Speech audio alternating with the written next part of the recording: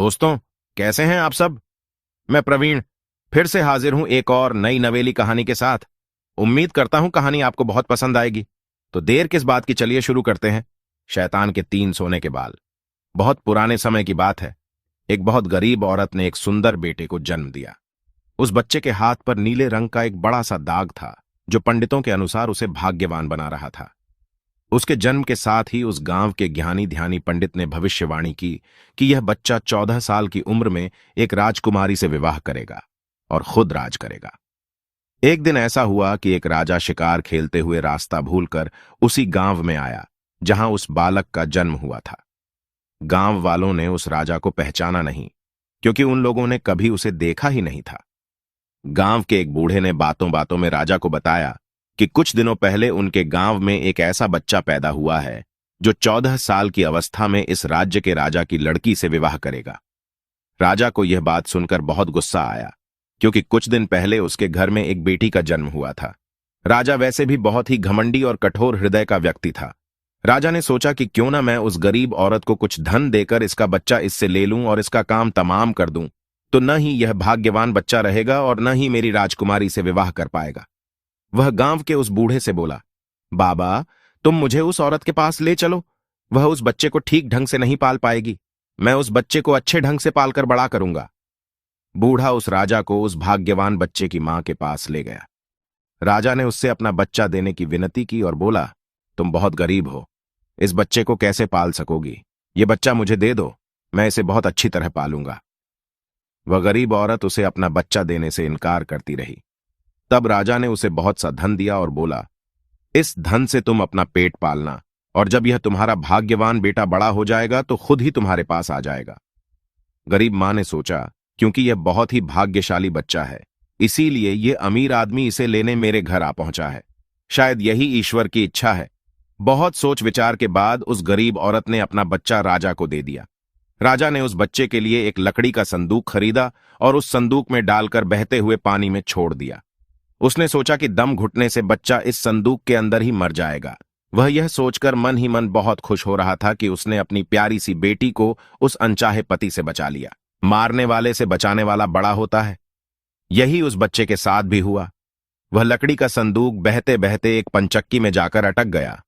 उस पंचक्की पर काम करने वाले नौकर ने जब वह लकड़ी का बक्सा देखा तो बहुत खुश हुआ। उसने सोचा कि उस बक्से में जरूर ढेर सारा धन होगा। उसने पानी में घुसकर इस संदूक को बाहर निकाला।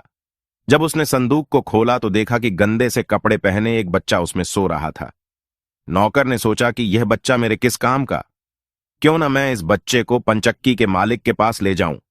वह जरूर इसे अपने पास रख लेगा, क्योंकि उसका अपना कोई बच्चा नहीं है।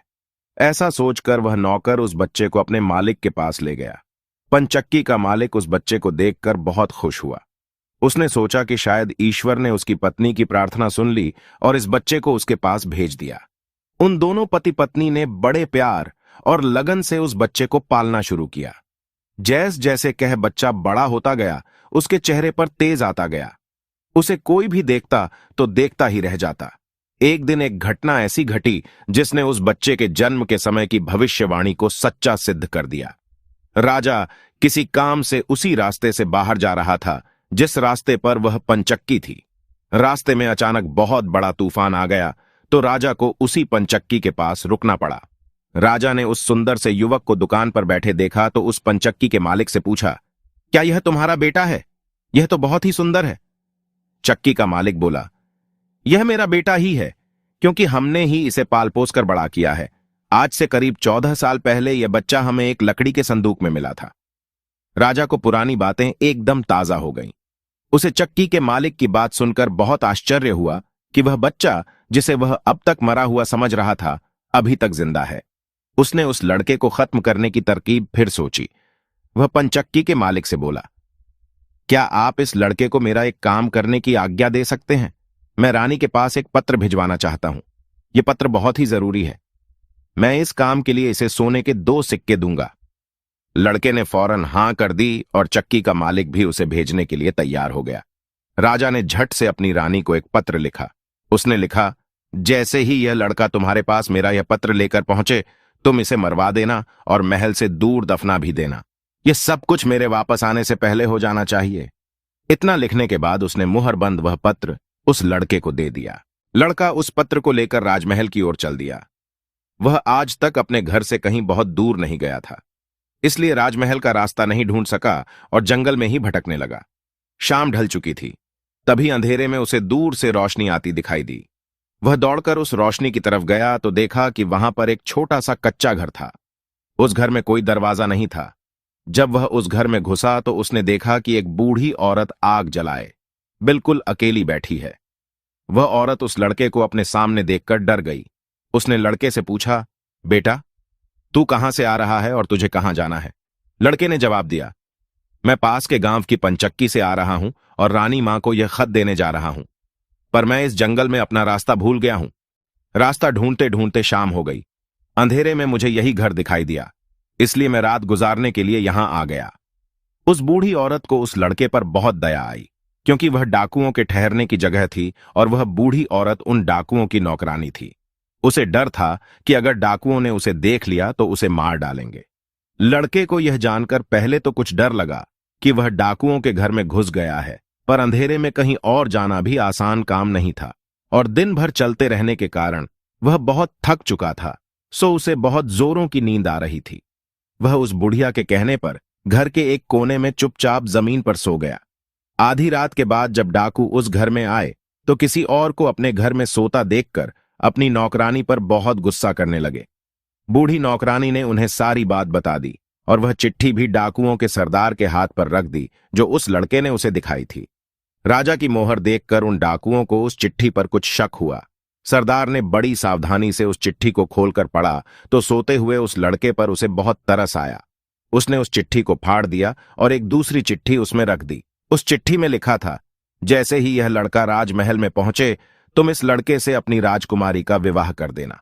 यह काम मेरे वापस आने से पहले ही पूरा हो जाना चाहिए।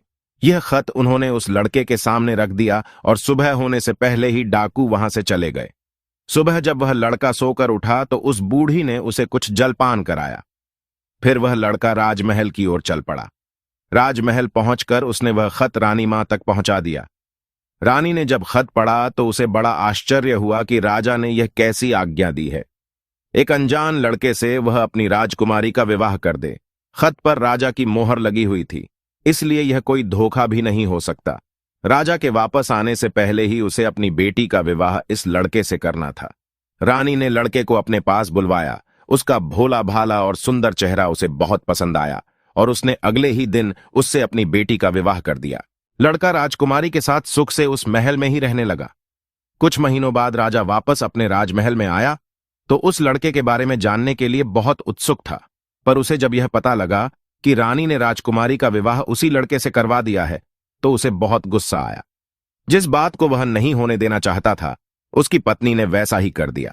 उसने अपनी पत्नी से वह खत मांगा। राजा ने उसमें उस लड़के से राजकुमारी के विवाह की बात लिखी देखकर हैरान रह गया। उसे लड़के पर शक हुआ कि वह पढ़ा लिखा है, जरूर रास्ते में खत बदल दिया होगा। उसने लड़के को अपने पास बुलवाया और उसे सच्चाई बताने की आज्ञा दी। लड़का बोला, महाराज, मुझे कुछ नहीं पता कि इस खत में आपने क्या लिखा था, क्योंकि मैं तो इसे ऐसा ही लेकर आ गया। हाँ, जंगल में मैंने एक पुराने घर में रात जरूर गुजारी थी, क्योंकि मैं राजमहल का रास्ता नहीं ढूंढ पाया था और जंगल में भटक गया था। राजा को उस लड़के की बात पर विश्वास नहीं हुआ। वैसे भी राजा को उस लड़के से बहुत नफरत थी। वह नहीं चाहता था कि उसकी बेटी से शादी करने के बाद वह इस राज्य का राजा बने।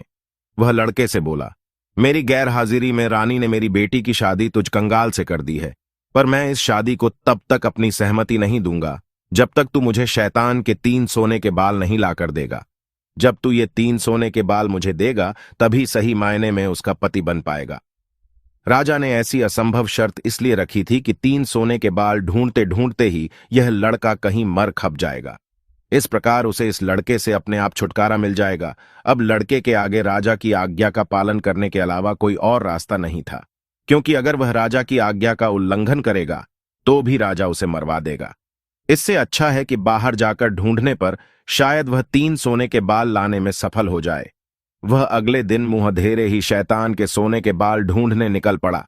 चलते चलते वह एक बड़े शहर में पहुंचा। शहर की सीमा पर एक बड़ा सा गेट था जिस पर हथियारबंद सिपाही पहरा दे रहा था। सिपाही ने उस लड़के से पूछा, यहां तुम्हारा क्या काम है? क्या तुम कुछ समझते और जानते हो? लड़का बोला, मैं सब कुछ समझता और जानता हूं। सिपाही बोला, अगर तुम सब कुछ जानते हो तो हम पर भी एक मेहरबानी करो। हमें भी बताओ कि शहर की सीमा पर यह जो कुआं है, पहले इससे मीठा पानी निकलता था, पर अब इसमें पानी ही नहीं है। यह सूख गया है, क्यों? लड़का बोला, अभी तुम थोड़ा सब्र करो। जब मैं अपना काम खत्म करके वापस आऊंगा तो तुम्हें बताऊंगा। इतना कहकर वह गेट से निकलकर आगे गया। उसके बाद वह दूसरे शहर के बड़े से गेट के पास पहुंचा तो वहां पर भी एक हथियारबंद सिपाही पहरा दे रहा था। उस सिपाही ने भी उस लड़के से पहले वाले सिपाही जैसा सवाल पूछा तो लड़के ने उसे भी वही जवाब दिया।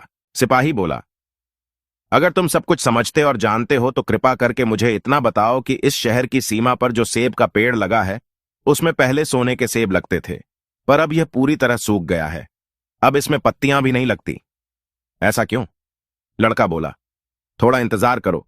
अपना काम पूरा करके आने पर मैं इसका जवाब तुम्हें बताऊंगा।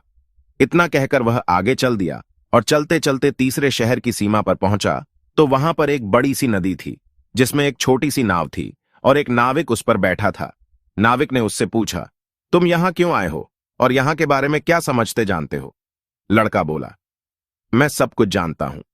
नाविक बोला, अगर तुम सब कुछ समझते और जानते हो तो कृपा करके मुझे बताओ कि आने जाने के इस काम से मुझे छुटकारा कैसे मिलेगा?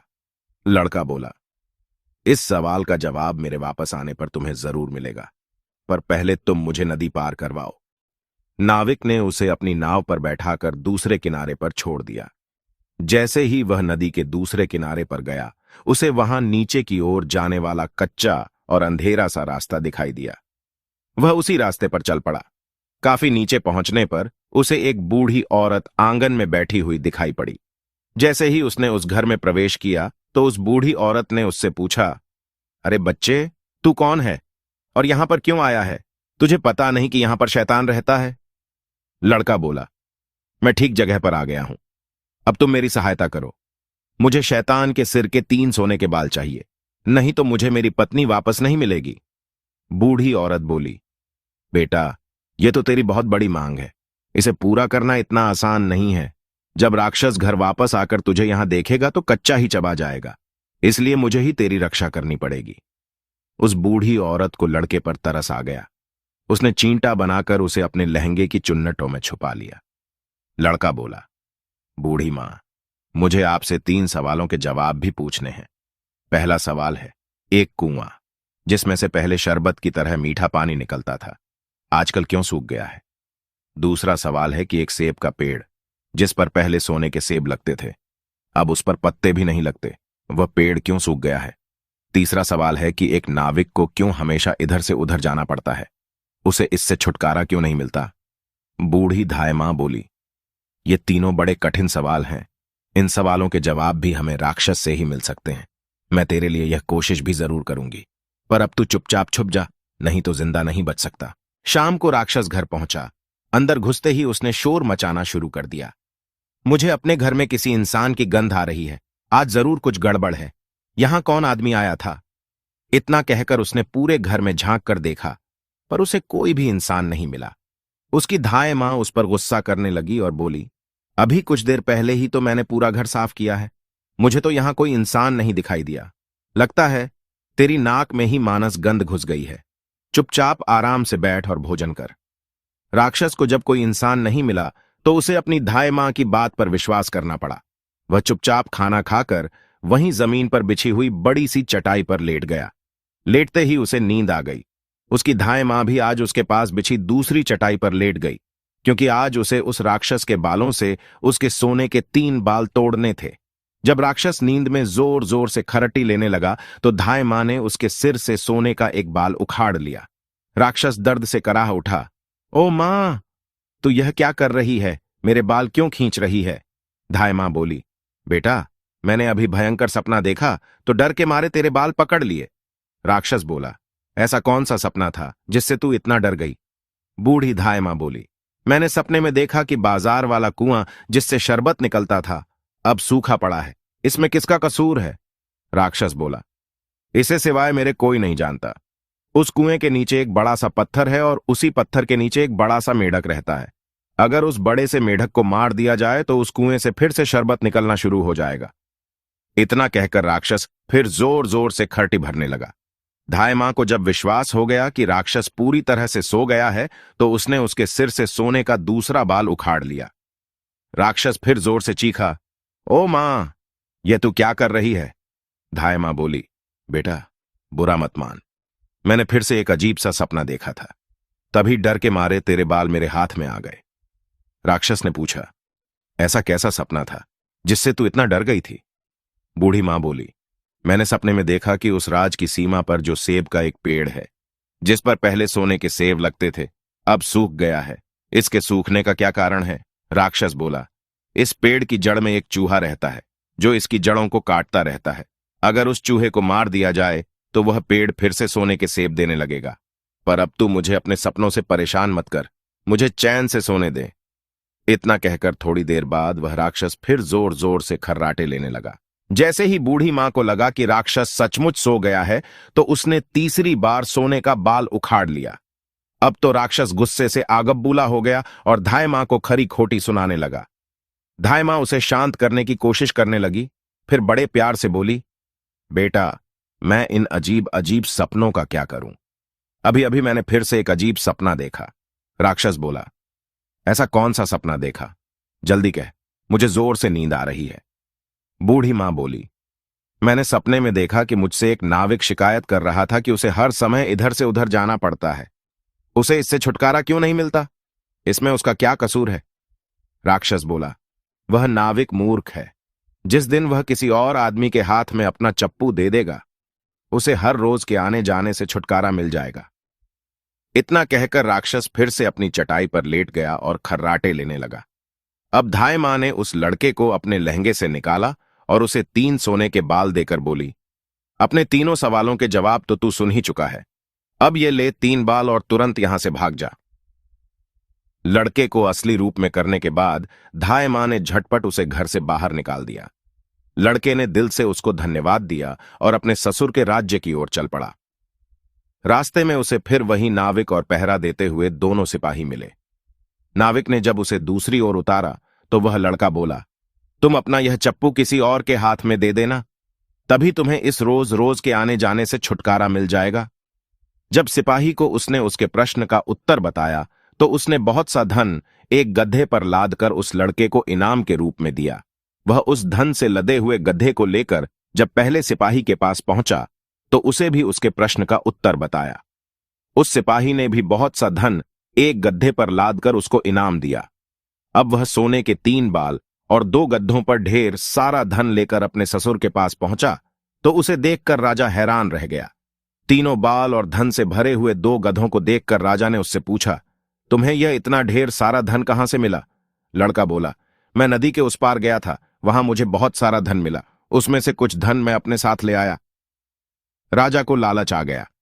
वह लड़के से बोला, क्या मैं भी नदी के उस पार से तुम्हारी तरह कुछ धन ला सकता हूं? लड़का बोला, क्यों नहीं? उस नदी में नाव पर एक नाविक बैठा है जो अपनी नाव से आपको उस पार ले जाएगा, पर आप उसका चप्पू उससे लेकर नाव को खुद चलाएंगे तो नदी की दूसरी ओर पहुंचकर ढेर सारा धन ले आएंगे। लालची राजा इतना सुनकर नदी की ओर चल पड़ा।